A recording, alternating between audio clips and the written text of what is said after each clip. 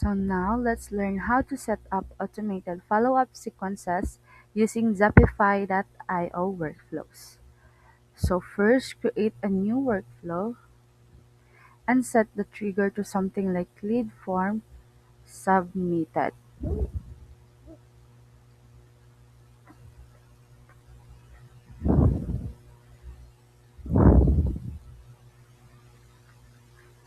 So lead form submitted, save trigger, and next is add a send SMS action with a welcome message immediately after the trigger,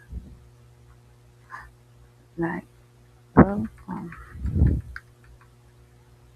Save action, add a wait step, then add another send email action. Let's add one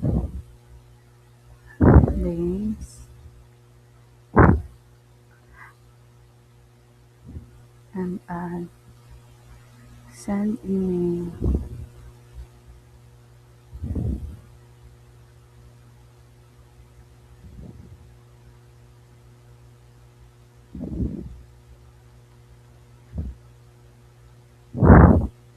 So continue adding wait and plus message steps to build a multi-day follow-up sequence.